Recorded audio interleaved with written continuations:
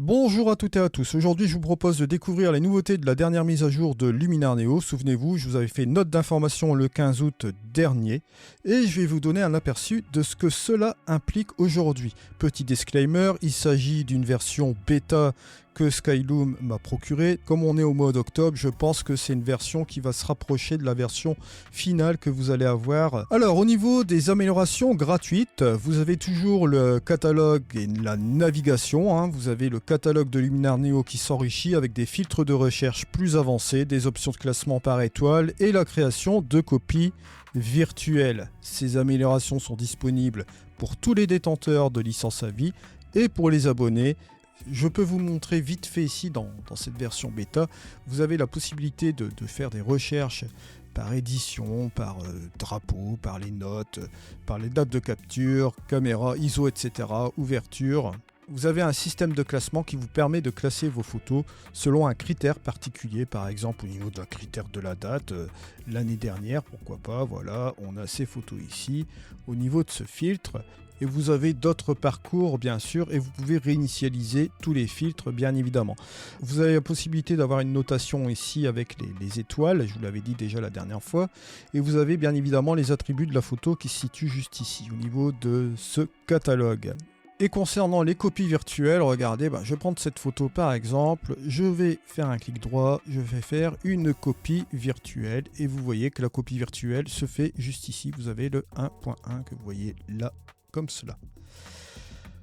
Vous avez aussi un système de film strip avec un diaporama sur le bas. Vous voyez que vous pouvez l'activer par exemple à partir du menu des pré-réglages. Si vous avez des pré-réglages bien sûr au niveau des packs de presets. Vous avez aussi bien évidemment par la même occasion, je tiens à vous le préciser, mes packs de presets qui sont disponibles sur le marketplace. Je vous mets les liens d'affiliation dans la description de cette vidéo. Au menu édition, vous avez la possibilité aussi d'avoir ce film strip, ce qui va vous permettre de passer d'une image à une autre sans aucun problème, comme vous le voyez ici, et de passer directement sur l'édition. Bon, ça c'est un petit truc aussi sympa, toujours dans les fonctionnalités gratuites. Concernant les nouveautés pour le flux de travail, la mise à jour inclut également des améliorations de l'interface, rendant la navigation dans les pré-réglages et les modes d'édition plus fluides.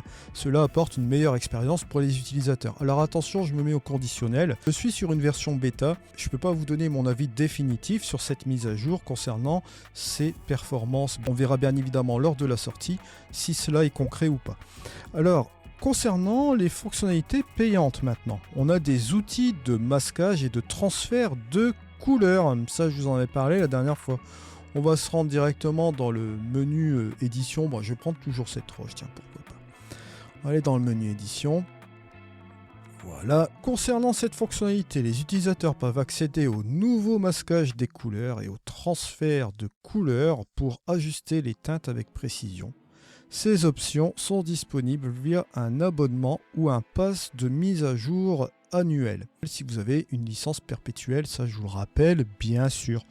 Alors, on va se rendre directement sur la première fonctionnalité qui est tout simplement une des fonctionnalités qui va inclure donc du masquage par couleur. Je vais vous montrer la fonctionnalité qui est très simple à comprendre. Ça existe bien sûr sur d'autres logiciels de post-production, là vous l'avez sur Luminar.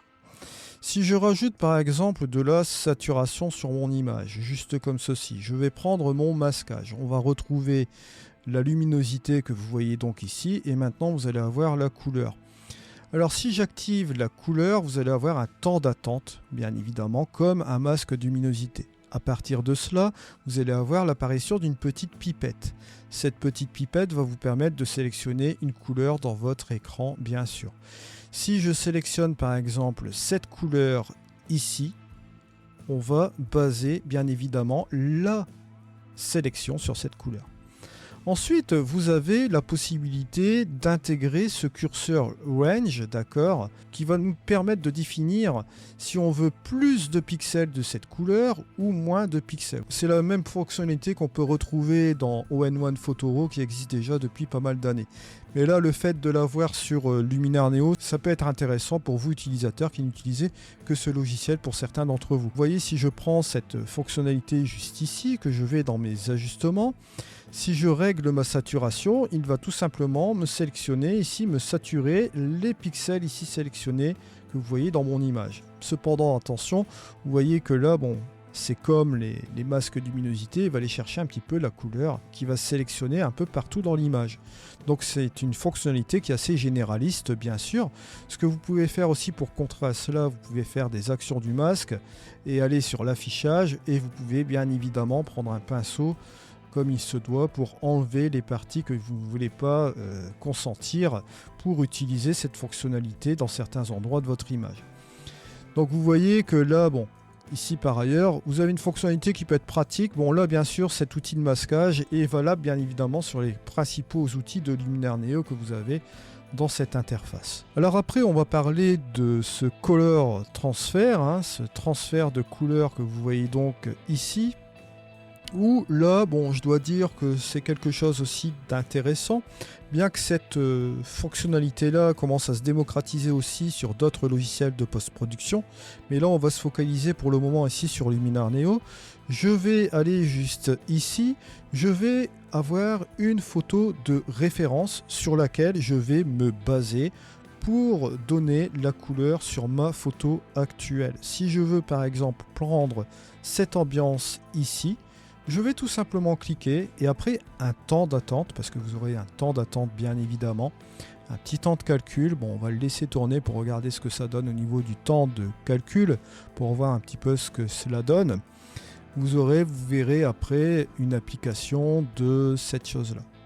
Bon là il est en train de transformer tout cette chose là, on attend, voilà. Donc vous voyez que là, après quelques temps d'attente, vous avez ici le transfert de couleur. Vous avez le avant, vous voyez, et le après. Voilà, juste comme ceci. Alors après, vous avez des curseurs de réglage, ici en dessous. On va pas s'attarder aujourd'hui sur les curseurs de réglage, puisque je suis sur une version bêta. Je vais attendre un petit peu la version définitive pour rentrer dans le vif du sujet, parce que bon, comme d'habitude, il se peut que Skyloom puisse changer une ou deux fonctionnalités par rapport à la version définitive. Donc ça, on verra bien sûr ensuite. On verra donc ici, bon, au niveau de la quantité, on peut régler la quantité. Vous voyez, juste comme cela. Bon, vous aurez toujours un petit temps de calcul quand vous allez utiliser la quantité, bien savoir. Si j'utilise l'intensité de la couleur, toujours pareil, vous voyez que vous avez toujours un petit temps de calcul. J'espère que dans la version définitive, ce sera rectifié. Alors vous avez aussi la possibilité d'avoir d'autres petites options que je couvrirai dans la version définitive, bien sûr. La recherche intelligente maintenant, une fonctionnalité payante, toujours, je vais aller dans le catalogue, qui est juste ici, vous allez la retrouver donc là, comme vous voyez ici. C'est une recherche par intelligence artificielle, bon, un algorithme, soyons clairs. Si par exemple je tape fleurs, juste comme cela, vous voyez qu'il me trouve 4 images avec des fleurs. Bon, c'est assez cohérent, vous voyez qu'il me trouve ces fleurs qui sont ici, à part la dernière, bon, ce sont des goélands qui volent dans le ciel, donc dommage. Alors je vais essayer ici encore un autre exemple, peut-être, on va taper mer, bon là il va m'en trouver pas mal parce que je fais du paysage marin, bien sûr, 104 items. Bon là vous voyez que c'est assez cohérent dans la sélection, pourquoi pas. Comme vous voyez ici, à part que là, bon, il y a un ciel, il n'y a pas de mer du tout, mais bon. Dans la plupart du temps, ça remplit quand même son job, je vérifie sur pas mal de petits trucs. Bon, voilà.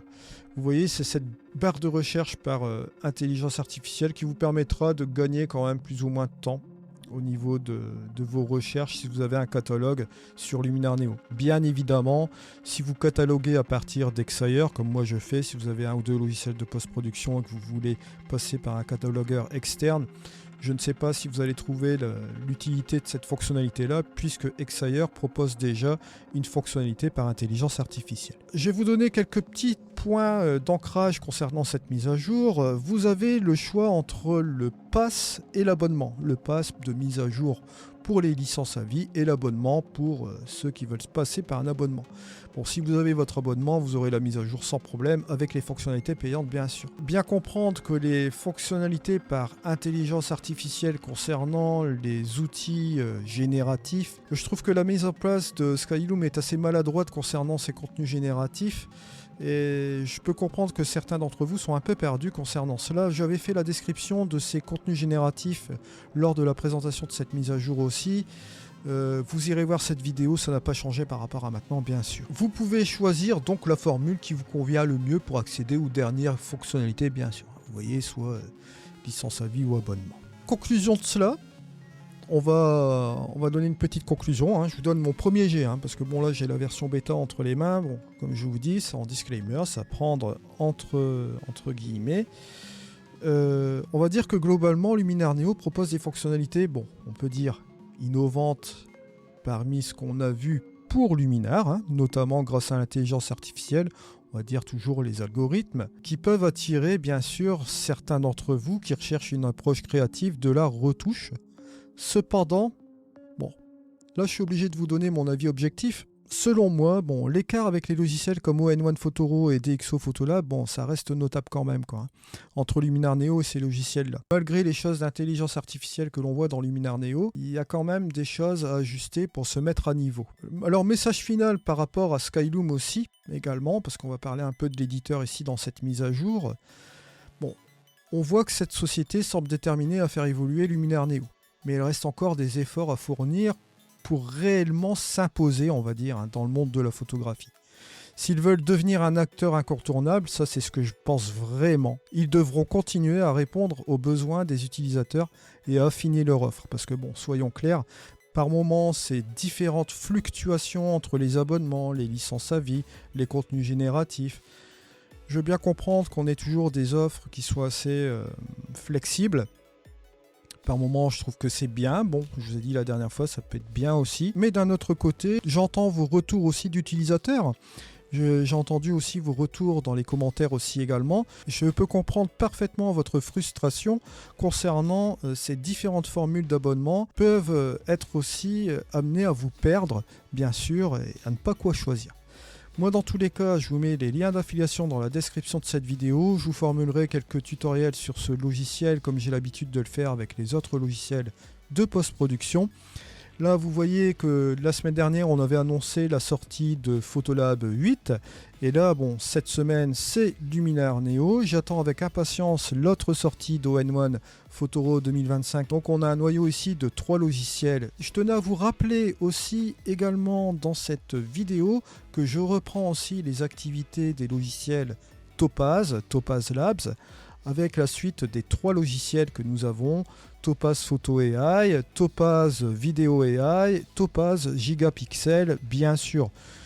Je vous mets tout cela dans la description de cette vidéo, et bien évidemment, n'hésitez pas à aller voir le vlog que j'ai publié hier sur ma chaîne YouTube. Vous avez toujours les offres concernant Kenfef avec les 15% de réduction, hein, je vous le rappelle toujours aussi également. Je vous mets tout cela dans la description de cette vidéo. Dans tous les cas, je vous remercie de m'avoir suivi. Je vous remercie beaucoup de votre fidélité. C'était Eddy. Allez, ciao!